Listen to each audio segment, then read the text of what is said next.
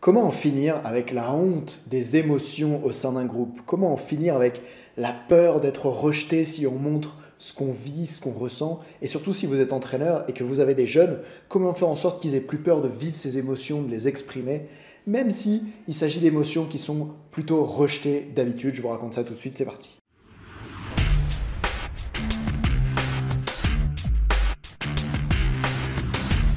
Vous savez, dans la vie, il y a ce truc que je trouve très masculin, ce besoin de virilité, de montrer qu'on est fort, de montrer qu'on est dur, surtout si on veut être un grand champion, un athlète de haut niveau, ou même un jeune de 12 ans qui déchire.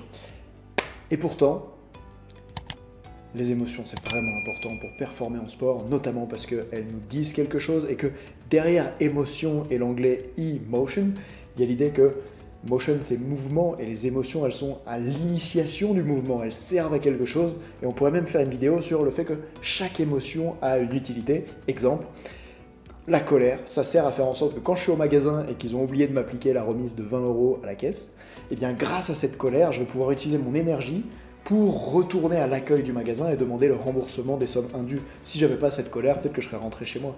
Mais grâce à ça, ça m'amène à bouger. Bref, je reviens à mon histoire, où les jeunes, c'est pas la colère parfois qu'ils osent pas exprimer, mais plutôt les peurs, la tristesse, enfin je dis les jeunes, on peut retrouver ça aussi chez des personnes plus âgées. D'ailleurs, j'ai une histoire personnelle par rapport à ça. Dans mon travail, j'étais vraiment limité par mes émotions pendant des années. Chaque fois qu'on critiquait ce que je faisais, que ce soit en snowboard ou à l'époque où j'étais préparateur physique, je pouvais me mettre immédiatement à pleurer. Bon, finalement, je me suis rendu compte plus tard qu'il y avait un truc de peur de l'abandon là-dedans dans une relation avec mon père. Bref, je vous passe un peu les détails. L'idée, c'est de vous dire que ça m'est souvent arrivé dans des contextes professionnels de me retrouver à pleurer devant d'autres professionnels. Et à l'époque où je travaillais avec la Fédération française de ski comme préparateur physique, je me donnais à fond, j'avais vraiment envie de faire du super boulot. Et une fois, ça s'était mal passé avec les athlètes, j'avais du mal à les faire tout donner et ça m'avait beaucoup touché. Bref, je m'étais retrouvé à pleurer dans le bureau des prép physiques. Pas une expérience facile à vivre, surtout quand plusieurs mois après avoir appris que je ne travaillerais plus pour la Fédération française de ski, un responsable, un chef de l'époque est venu me voir et m'a dit « Écoute, j'avais proposé ta candidature comme responsable du pôle freestyle, puisqu'on a de plus en plus de freestylers au sein du pôle France, qui se situe à Albertville. Là-bas, en fait, dans ce pôle France, il y avait beaucoup de skieurs alpins, et puis d'un coup, il y a des snowboarders qui arrivaient, et aussi des skieurs freestyle. Et donc, il avait proposé ma candidature comme responsable de la prépa physique pour ces jeunes-là, ceux qui pratiquent le freestyle. Et il m'a dit, quand j'ai proposé ta candidature, en réunion, on m'a dit « Mais qu'est-ce qu'on va bien pouvoir faire de Nathan comme responsable d'un groupe s'il est incapable de contrôler ses émotions et qu'il peut pleurer devant les autres ?» À l'époque, ça m'avait beaucoup touché et je me suis dit « Mais Nathan, t'as vraiment un problème, il faut que t'arrêtes avec ces pleurs, etc. » D'une certaine manière, ça m'a été utile parce que ça m'a forcé à bosser dessus. Mais ce que je veux vous dire, c'est que ça m'a vraiment coûté à l'époque d'exprimer cette tristesse devant les autres. Ça m'a presque coûté un poste, on pourrait dire, en tout cas c'est ce que j'ai compris de cette discussion-là avec ce chef. Et aujourd'hui je suis ravi que ça me soit arrivé parce que je suis dans ma propre entreprise, mais ce que je veux vous dire, c'est que les émotions, en 2022, c'est encore mal accepté au sein des groupes, surtout des émotions qui sont liées à la faiblesse, le fait de ne pas être dur dans un milieu du sport de haut niveau, on doit vraiment être solide même si on a 12 ans. Et donc, ce que je veux vous proposer dans cette vidéo, c'est une méthode pour en finir avec la honte de ces émotions au sein du groupe, parce que ça va vous empêcher de développer une super cohésion entre les athlètes. Comme moi à la Fédé, où du coup je peux voir qu'il n'y avait pas une super cohésion. Et je vous propose la solution suivante. C'est pas moi qui l'ai inventé en fait, c'est un entraîneur, après qu'on ait eu une discussion sur ce sujet-là, un entraîneur qui fait partie du groupe que je forme, le groupe Audace et Résilience Coach, où pendant 3 mois j'accompagne tous les mardis par exemple pendant 2 heures les entraîneurs, et on discute ensemble, on crée des solutions, on recherche comment résoudre leurs problèmes. Un entraîneur est venu avec cette solution, il a dit « Ah ben, moi j'entraîne au foot, des jeunes de niveau élite en Suisse, il s'appelle Cédric d'ailleurs, et la semaine dernière, on a dû libérer le terrain un petit peu plus tôt parce que l'autre groupe a pris le terrain. Bref, on avait 15 minutes où on ne pouvait pas s'entraîner sur le terrain de foot, mais les jeunes avaient encore entraînement avec moi. J'en ai profité pour faire avec eux un quart d'heure émotion. Écoute bien, je te présente le quart d'heure émotion, ça va être très utile si tu coaches. Dans ce quart d'heure émotion, il a proposé à un jeune d'exprimer une émotion qu'il a vécue pendant l'entraînement. Et ensuite, il a amené tout le monde à soit questionner cette émotion-là, tiens, quand tu ressens ça, qu'est-ce que tu ressens? Où est-ce que ça se situe? comment est-ce que ça provoque, comment est-ce que ça influence ton comportement? Je ne sais plus avec quelle émotion était arrivé ce jeune-là. Par exemple, je crois qu'il avait parlé de la déception. Et donc, on peut lui poser la question, tiens, mais toi, quand tu es déçu, qu'est-ce qui provoque cette déception? Ah, ben, j'ai raté un coup franc. Et quand tu es déçu après avoir raté un coup franc, comment ça influence ton comportement vis-à-vis du ballon, vis-à-vis des autres membres de l'équipe? Bref, il a pu s'exprimer par rapport à tout ça. Et vous savez quoi? Je vais vous lire le texto de Cédric. Il disait « Le jeune sportif qui a partagé son émotion avec l'équipe lundi était transformé hier lors de l'entraînement.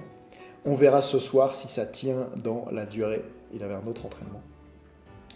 Je ne sais pas ce qu'il entend par transformer, mais en tout cas, on peut voir qu'il s'est passé quelque chose et vu les sourires, ça a l'air très positif. Et puis ensuite, il y a un autre entraîneur qui s'est dit qu'il allait faire ça, mais cette fois-ci, même pas en sport collectif, en sport individuel, en ski alpin.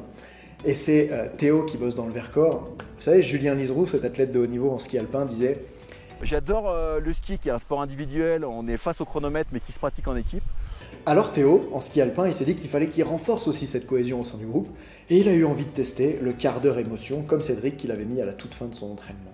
Voilà ce qu'il nous dit Théo après avoir mis ça en place. Salut les coachs, Cédric, j'ai adoré ton idée des 15 minutes émotion, j'ai tellement aimé l'idée que hier j'ai proposé à mon groupe ce petit instant émotion. Ils ont vraiment aimé l'idée que l'un d'eux puisse partager une émotion comme ça. Je suis un copieur, mais quand c'est une bonne idée, je m'en prive pas. Bonne journée les gars. Et ouais, au sein de ce groupe, on génère des idées. Et Théo, il nous racontait cette histoire où un des jeunes a dit « Ah bah moi j'avais peur de la pente raide ». Et ça a permis à d'autres jeunes de s'exprimer sur le fait que eux aussi, ils avaient peur de la pente raide. Et quand vous partagez les émotions comme ça au sein d'un groupe, bien sûr, vous pourriez vous dire bah, ça tire tout le monde vers le bas. Si un dit qu'il est triste, l'autre dit qu'il est triste, à la fin, on a toute la pièce qui est triste. Oui, à court terme. Peut-être faites pas ça au tout début de l'entraînement avant qu'ils envoient du gros. Mais à plus long terme, si vous créez ce niveau de connexion entre les membres du groupe, si vous leur permettez d'être à l'aise avec ce qu'ils vivent, alors les émotions vont pouvoir leur servir. Parce qu'une émotion qu'on garde à l'intérieur de soi, qu'on cache, qu'on ne veut pas utiliser, eh bien elle empêche de libérer son énergie. C'est un peu comme si elle bloquait le corps dans l'action. Donc c'est vraiment important que les jeunes puissent s'exprimer à ces sujets. Et en plus, ça permet le double effet qui se coule, qui est qu'une fois que je me rends compte que je ne suis pas le seul à avoir le problème que j'ai, que je ne suis pas le seul à avoir les émotions que j'ai, la tristesse que j'ai par exemple, alors je vais pouvoir me sentir déjà mieux par rapport à ça. Parce qu'une des plus grosses peurs qu'on a, mais c'est d'être le seul comme ça.